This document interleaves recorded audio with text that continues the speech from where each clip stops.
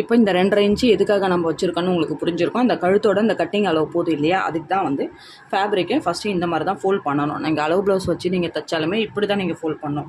4ஆக மடிச்சுக்கணும் கிளாத்தை. ஸோ இந்த மாதிரி வச்சுக்கோங்க. வச்சுக்கிட்டு நம்ம இந்த நெக்கோட இப்படி நீங்கள் வச்சிங்கனாலே தெரியும் இந்த அளவு எவ்வளோ அளவு இருக்குன்ட்டு. 2.5 இன்ச்சு. இந்த 2.5 இன்ச்லேருந்து 1/4 இன்ச்சுக்கு உள்ள ஒரு தையல். இந்த கோடு எதுக்காகனா தையலுக்கு போயிடும். நம்ம அடித்து திருப்பும் போது தான் இந்த அளவுக்கு கரெக்டாக இந்த மெஷர்மெண்ட் வரும்.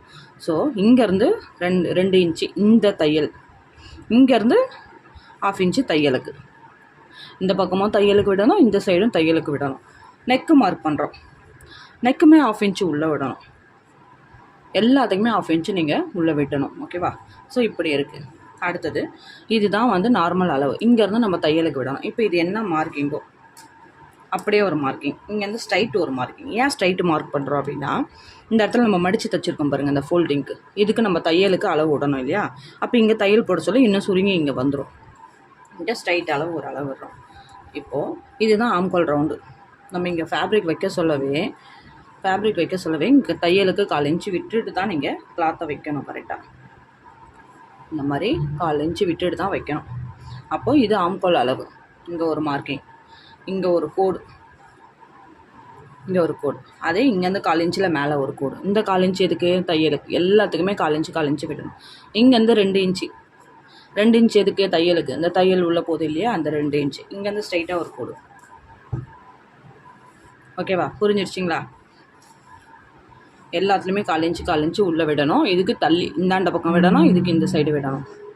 இப்போ விட்டுட்டோம். இப்போ இது என்ன பண்ண போகிறோம், இது எடுத்துக்கலாம். இப்போது இதுதான் வந்து ஆம்கோல் வளைவு. இதை எப்படி நம்ம கொண்டு போகிறோன்னா, இங்கே ஒரு தையல், இங்கே ஒரு கோடு. நீங்கள் ஸ்கேலில் போட்டுக்கோங்க. நான் வந்து நார்மலாகவே போடுவேன்றதுனால இப்படி போடுறேன். இப்போது இங்கேருந்து இதுதான் வந்து ஆம்கோல் வரையிறது. இது வந்து நெக்கு, இது ஆம்கோல். ஸோ இங்கேருந்து 1 இன்ச்சுக்கு ஒரு மார்க் பண்ணிக்கணும் கிராஸாக.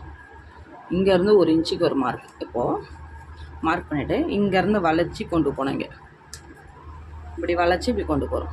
ஓகேவா? இப்போ நம்ம எவ்வளோ எடுத்தோம்? 6.25 எடுத்தோம் இல்லையா? 6.25 அளவு கரெக்டாக இருக்கான்னு பார்க்கணுன்னா இந்த 1/2 இன்ச்சு இருக்குது பாருங்கள், இந்த 1/2 இன்ச்சு விட்டுருங்க. விட்டுட்டு கரெக்டாக இந்த 3ல் ஒரு கை வச்சுக்கோங்க. வச்சுட்டு நம்ம இப்படி பார்க்கணும்.